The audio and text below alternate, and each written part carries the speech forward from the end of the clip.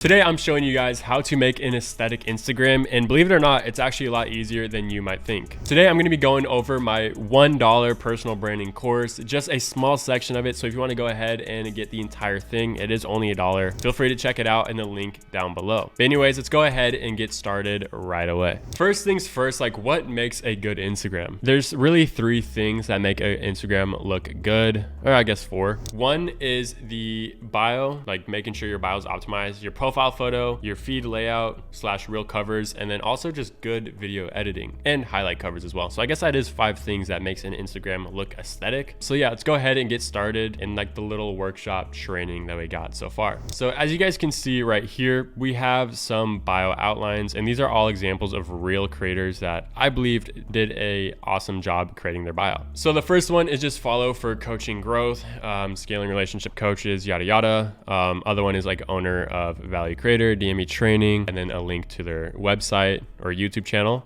which that's actually Grayson, that's funny.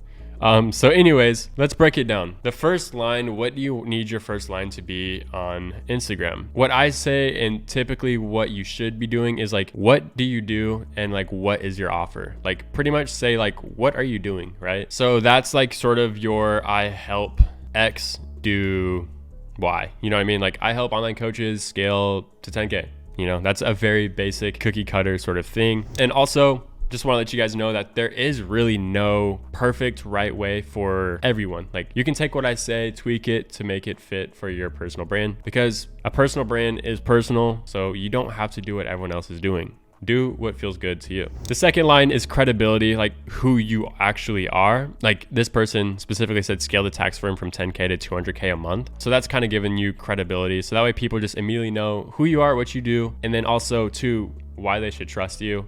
And like, are you actually like the guy to go to for it? And then the third line, if you are monetizing your audience, hands down, you need to have a call to action, meaning you need to be telling people like, okay, they stumbled upon your page. What do they do next? What can they do, etc. You know, most of the time you're gonna be pointing them to either a free lead magnet, which essentially it just gets their information, gets them inside of your own ecosystem outside of Instagram, or you could just tell them to go ahead, go to your website down below and purchase. Like for example, this is Tom Nosk's old bio. So a cohort, he does cohorts, he gives free guides, and he has a newsletter below, and then he has a link to just go ahead and click it, and you could just do with that as you want. Whereas if you don't have a call to action, people don't really like know what to do. People might just follow you and look at your content and be like, okay, cool, sweet, and then just like forget about you, right? Whereas you want to make the most of your impression with that new follower or viewer of your account. Like you want them to participate in some sort of way. A lot of people were doing DME scale, DME training, DME grow. Honestly, I don't really find that to be the best way to go about doing so. I would really just do the call to action, just like a link that they can check out, etc. So for example, for me back in the day, I was helping online coaches build personal brands. I was a creative turned business owner, and then DM edit for presets free. I wouldn't do that anymore. Personally, you guys can go ahead and check out my Instagram right now and see what it is updated. So moving on from bios, let's go ahead and check out feed layouts. So I actually created 3 different feed layouts that I think looks good on social media. What I personally use for my content is the checkerboard layout, simply because it's just super easy to maintain. Like I don't really have to do much thinking when it comes to posting. I literally just go check my Instagram, be like, okay, can I just post a regular like reel cover, or do I have to go make one? And if I have to go make one, then I just go make one, really easy. And then we got the horizontal one, we got the vertical one. These are pretty dope. I've really never done them myself, simply because it just doesn't really work for me and my workflow. So I highly recommend using the checkboard method. Moving on to highlight covers. I really kind of made these sort of highlight covers to show you the different sort of styles and routes you can go with it. So I have 4 different effects. So there's an icon plus text, and there's literally just text, which is super simple. These used to be mine. I recently changed it, but I actually might go back to them looking at them. They look really good. And then some people even add like their own color palette, which is pretty smart, like their branding colors, etc. It just looks really good. And some people just do straight up icons, and there's nothing wrong with that.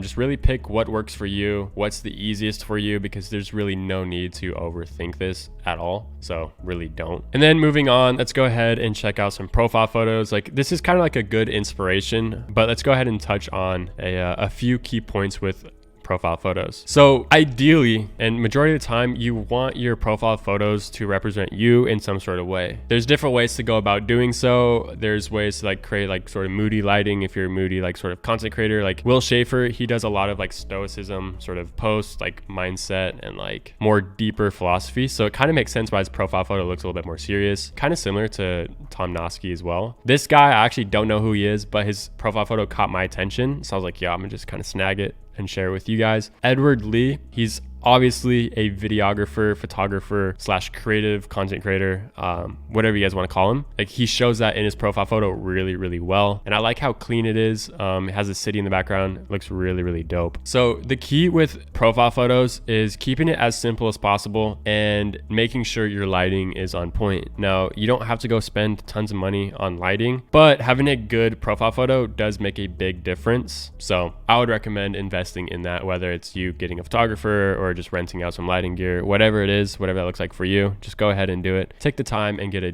good looking profile photo. And the reason why I say actually spend time in your profile photo is that there's so many people that I actually know and like talk to on Instagram that have like a horrible profile photo. And I'm like, dude, like I honestly almost didn't text back because like your account looked kind of like scammy or fishy because of your profile photo. So you need a professional photo because you need someone to like trust you right away and like kind of have no reason to not trust you. And I feel when you have a bad profile photo, it kind of gets in your head a little bit. Obviously not too much, but that's just one thing to keep in mind. All right, so we are pretty much done with the overview. After you have like a dope profile photo, you have a good bio, and you have like some dope reel covers and a feed layout, like your feed will start looking really clean and really like just put together properly, right? So back in the day, before my Instagram would get hacked, every single time I put on my face, I was able to actually use my face and I used to be verified. But because of hackers and people trying to like dox me and get me banned, I no longer can share my profile picture of my face or get meta verified. Otherwise I will get banned. It's unfortunate, but it's true. So yeah, this is like a very optimized Instagram, and this thing was converting like crazy. But yeah, so that just goes to show all of these steps are super simple when you break everything down individually, because it just works, right? Like creating a good looking Instagram account doesn't have to take tons and tons of your time. It doesn't even have to take a lot of like thinking to do. Just go ahead, make the decisions and execute, and you're